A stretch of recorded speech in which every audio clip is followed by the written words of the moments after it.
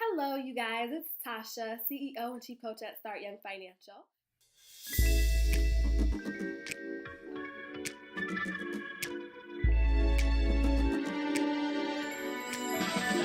I just got back from a 2-week excursion from DC and New York, and I had the most amazing time. I had the chance to see some of my best friends in the whole world. I met amazing people, and then, there's never, you never run out of things to do in DC and New York. So I did a lot of sightseeing and things like that. It was amazing. I had a blast. I also celebrated my birthday in New York, which was amazing. Me and New York have the same birthday. I did not know that. And it was International Literacy Day on my birthday. I felt so honored.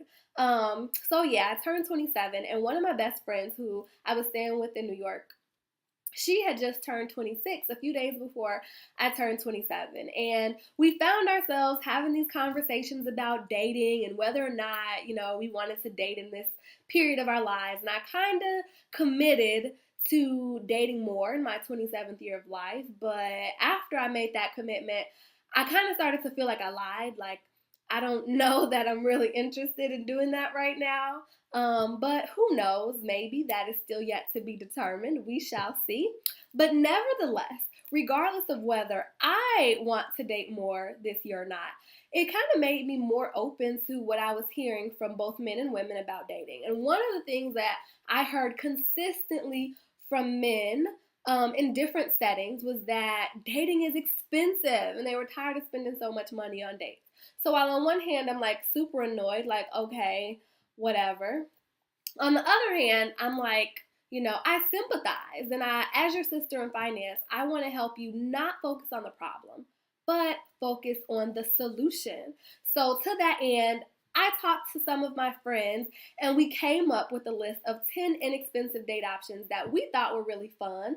And so that's what I want to talk to you guys about today. So if you find that, dating is expensive for you and you're spending too much money, then this is a good video for you to watch because the first couple of dates should not be expensive. This is an opportunity for you to invest your time into someone and get to know them. And then by the third date, you should kind of know if you're interested, and you should kind of know if you're interested in spending your money on them or not.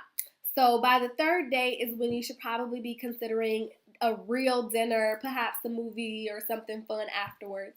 But before that, keep the dating options $15 or less, and they're really just an opportunity for you to invest your time in getting to know somebody.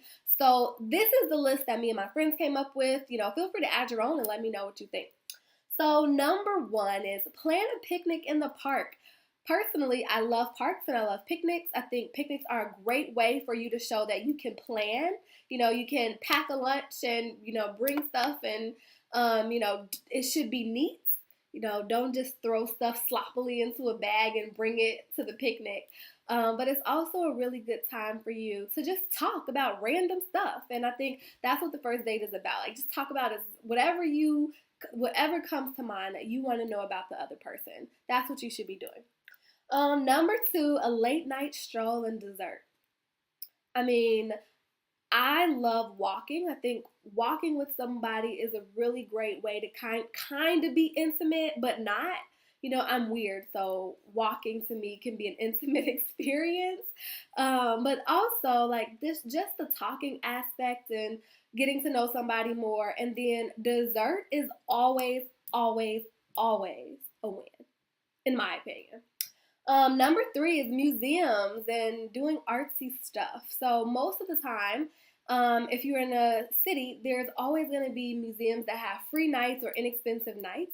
Go to one of those, and I think like that's a really great way to see where somebody's head is. So me and my friends, we tend to like men who have an opinion and who are intellectually stimulating. So if you don't have anything to add to our conversation, or if you don't have an opinion, or you can't intellectually stimulate us, then that's a good sign that, we're probably not going to want to move the ball forward in this relationship. But going to a museum or doing something artsy, I think, is a good way to assess that and just kind of get to know somebody in a low stress environment. Sightseeing and house viewing. Now, this is probably not something that you want to do in the first two dates, but It's something that you want to do when you're more comfortable with somebody. You want to just go hang out. You don't want to spend a lot of money, but you still want to have fun. So sightseeing, if you're in New York or DC, there's a ton of things for you to do. But no matter where you are, I'm pretty sure that you can find something for you to go see. And if not, go to the part of town that has expensive houses and, talk about your favorite house and why. I actually really love house viewing. Most of my friends enjoy it too. So, assess the person that you're with. Maybe they'll like it as well. Number 5, movie nights in the park. Um, this whole idea of parks is coming up. Personally, I think parks are like always a good way to go. There's a lot of things to see, a lot of people watching, just space and opportunity to talk and get to know somebody. But with watching a movie, it's even more fun because, it can be romantic.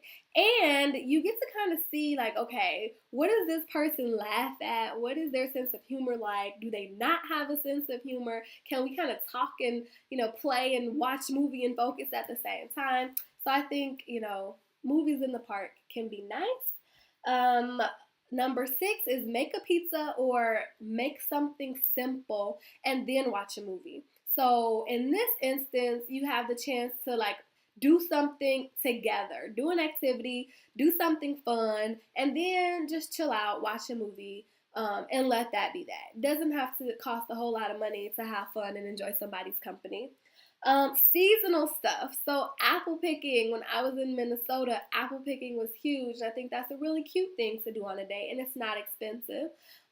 Pumpkin patches are a really cute thing to do in the fall. Also, ice skating, hiking, all of these things are really inexpensive and allow you to do something fun and engaging with somebody else.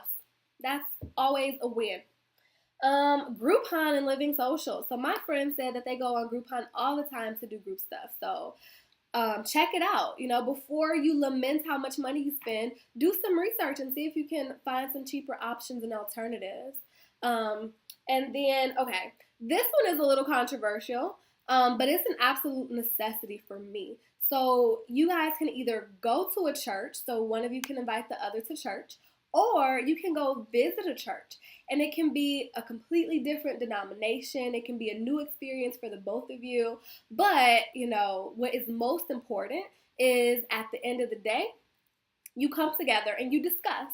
So after the service, you can go out for tea or coffee or dessert or whatever and just kind of debrief on what you thought about the service, what parts really stood out to you, what did you agree with, what did you kind of have some hesitations about.